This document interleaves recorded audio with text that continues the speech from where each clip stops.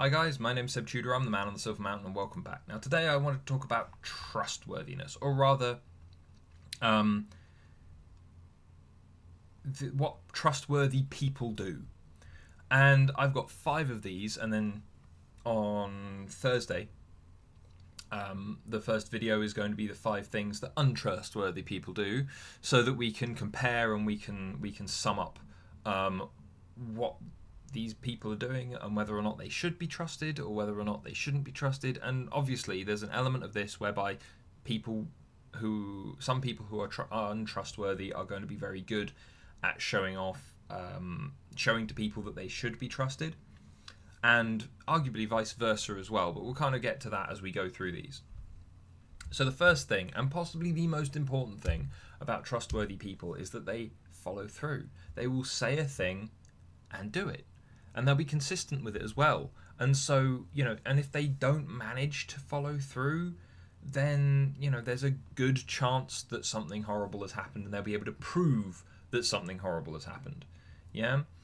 So if you've got someone that's naturally capable of following through and always does it and tries their hardest to, and also it tends to be quite careful about making sure that they don't set people up to expect them to follow through on things that might be a bit more iffy. It's important to them that they follow through as much as it's important to whoever it is that they've said that they'll do a thing to. And that's possibly one of the biggest indicators of someone being trustworthy. Someone that's untrustworthy is less likely to follow through on things unless if they don't, they won't have as solid a reason for not managing it.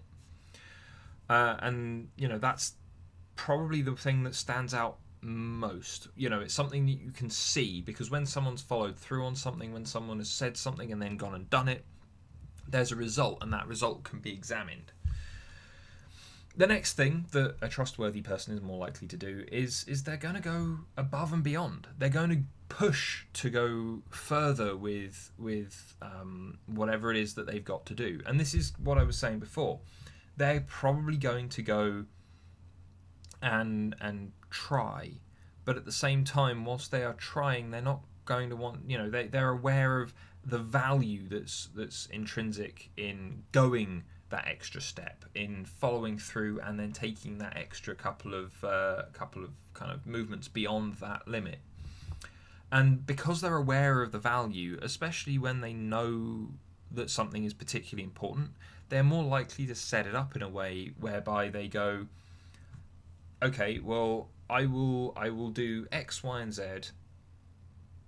and I'll do as much as I can, but obviously I can't promise anything. To me, that's a more realistic and place. It's a more trustworthy position to hold, as long as that person is, consistent in their approach to it, and it's something that, again, I can see them doing.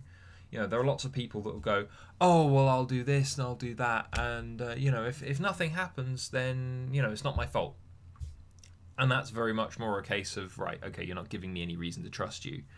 But if someone goes, well, I'll do this and I'll do this and I'll do this, but obviously if this happens, then that's going to cause me some issues, and I'll try and get past them, but nope, I can't promise what you're asking me to promise because of this. That's realistic, and it's something I can expect. It's because it's specific, it's precise, and I realise that the way I'm saying it isn't specific and precise because I'm being vague because I don't know what we're talking about in regards to trusting that person. But it's that specificity and the way that they approach things, allowing themselves maybe some wiggle room, or making sure that because it's something that is valuable, that they don't set themselves up to present as much as they think they're capable of. They're going to underpromise because of the value that they see attached to things, and where they think that they might not manage, and yet they're going to actually try, and as a result of trying, they'll usually overperform, even if they've underpromised. So, there's that. The next thing, especially within the workplace, or at home among family, the one thing that stands out is that they will try and avoid gossip. They will try and avoid smoke and mirrors and backstabbing and keeping like passing on secrets and things unnecessarily. They will, keep a secret if they're told to. That's the whole point of trust, right? Being able to give someone something, and the trust is them following through with your wishes on it. Which, again, gossip doesn't help with that. It quickly spirals and shifts, and it becomes a game of kind of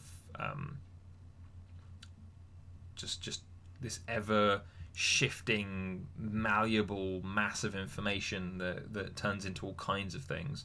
And sometimes it hits chords. Like when there was one particular workplace that I was at, which had a very large team, and the gossip that would go on was horrendous. And there was one occasion where the gossip actually hit some chords between me and a co-worker, and no one had said anything to anybody, but just from observing the two of us and observing some of the things going on around us, this person's secret came out. That someone had guessed it and then started spreading it. And as a result, though, they felt that I wasn't trustworthy anymore, and that I had told everyone, and gossip had happened because of it. And it put strain on that relationship, and especially when we had to work together, that was tough.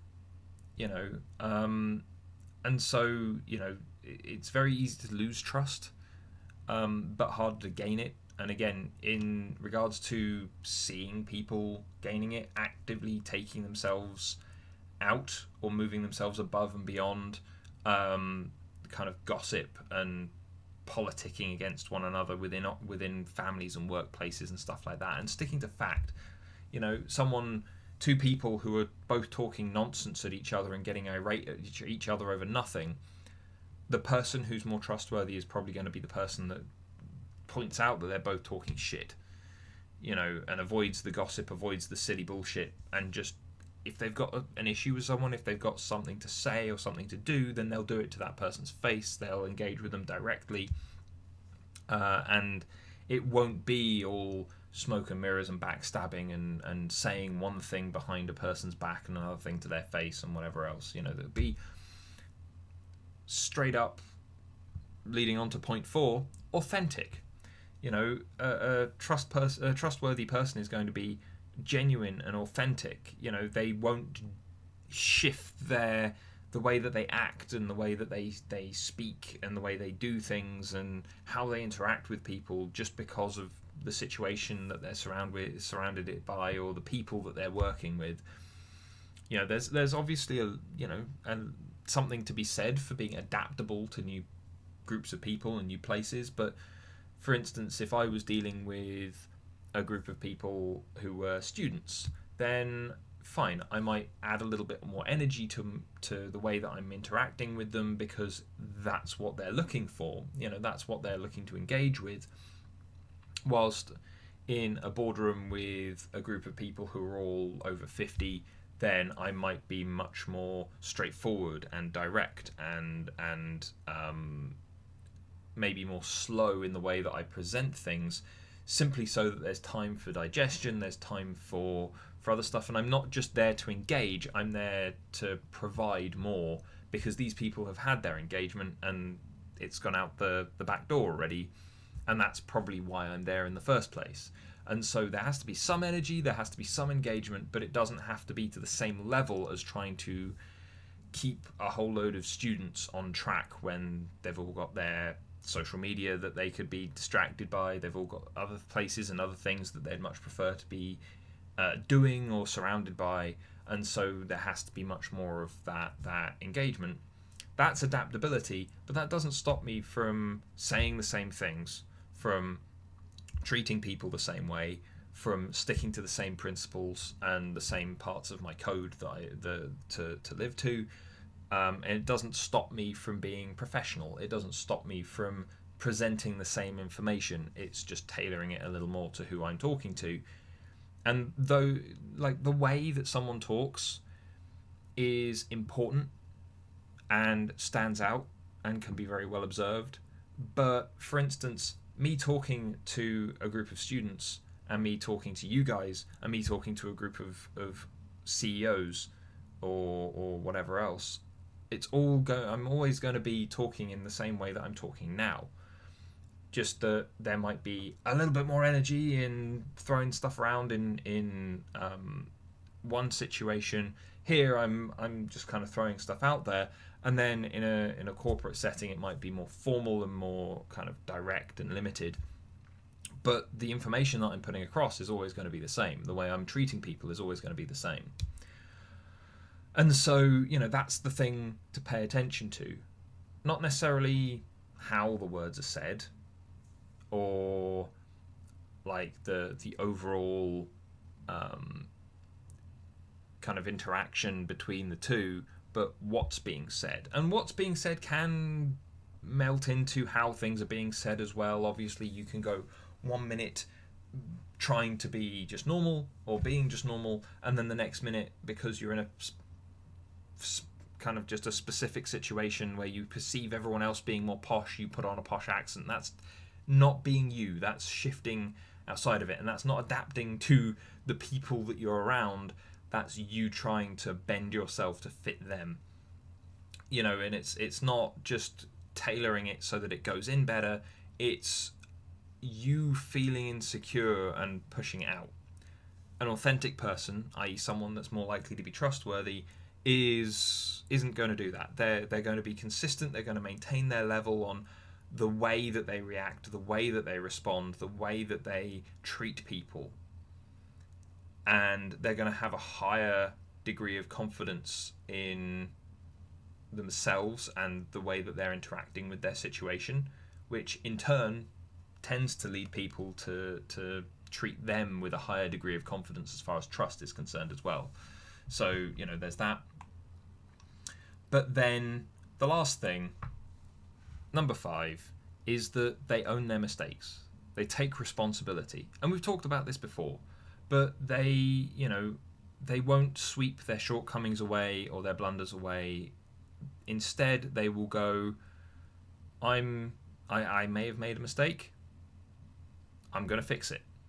Now, one of the things that annoys people a lot as well, especially that I've found, is that when people come to me and they correct me on something, either they get rather irritated when I then pull up all the information and prove that whatever it is that they have tried to correct me with is actually not as specific or useful as they think it is, or as relevant. Or if someone tells me something and they present proof to me and I just go, oh, okay, consider me corrected, thanks, and then I just move on to the next thing, that winds people up so much. And I know this is a slight tangent, but it's a case of someone that does that is more likely to be trustworthy. Why? Because someone that just takes on board the new information, as long as there's something to back it up, they're just, they'll go, okay, fair enough, thanks for correcting me. They're not going to have a fight, have an argument, or whatever else. And the reason why people get upset, as I've said time and time again in various other videos, the reason why people get upset is not because you've necessarily done something against them. When they just get upset with your response, when your response is basically harmless, the reason why they get upset is because you have highlighted something in them that they don't like about themselves, and so they take it out on you. So me going, okay, that's a piece of information that I had wrong or I didn't know, thanks. In which case then they get annoyed because I've highlighted that I can do that. I'm confident enough and I'm capable enough and I'm authentic and I'm solid enough to go, okay, I didn't know that. I can't possibly know everything. I didn't know that. Thank you for correcting me. And lots of people find that very difficult. Lots of people find it hard to back down. And there will be times, again, no one is perfect. There will be times when I do fight the good fight, when I have my position and they have theirs. But often that's a subjective position that doesn't have a quantitative or kind of evidence-based backing to it. In which case it becomes more of a one person against the other, and it's whoever has the best backup for it, whatever that backup may be, that should win the argument, but often doesn't. It's just the way it is. But again, like, if you own your mistake and then fix it, or take things on board and then just go, yep, okay, that's someone that's going to be more trustworthy, more genuine, more solid. And before you guys go, well, you've basically highlighted that you're saying that you're trustworthy. Is claiming to be trustworthy something the trustworthy person would do? Maybe, possibly, especially if they've got evidence for it, or if other people have told them as such. Me personally, if I didn't have the limits that I have to have in place, and if I weren't trustworthy, and if my clients couldn't trust me, then I wouldn't be a good coach. I wouldn't do well or be able to demonstrate my abilities within the arena that I've thrown myself into. In which case, people trusting me building rapport with them, and being able to take on board what they say to me in a non-judgmental and kind of confidential fashion. If I couldn't do that, and if they couldn't trust me with that, then I wouldn't be able to operate particularly well within this environment. So swings and roundabouts, it's a bit tough, but yeah, it's there, and it's something that, yes, I would say that I am trustworthy based on past experience, things people have told me, and the fact that I have to be for what I do, essentially for a living. But otherwise, guys, I hope those 5 things highlight maybe who you can trust. Again, some of these, especially kind of some of the stuff early on in regards to kind of under promising or over promising, and kind of going above and beyond and stuff like that, or seeming to go above and beyond, those can all be manipulated by certain people who are just very good at being untrustworthy. But for the most part, these are hard things to both do and still be untrustworthy. You know, because some of these define limits and things like that you're not going to kind of go and break down or step across when you're in this situation, even if someone comes and tells you something. So, you know, there's that. But either way, guys, are there any bits and pieces that you would add to this list? If so, please drop them down in the comments. But otherwise, thank you very much for watching, and I'll see you in the video later. Take care. Thank you very much for watching, guys. If you enjoyed this video or found it interesting, then please drop us a like, share this video, and subscribe for more. And I'll see you in the video later. Take care.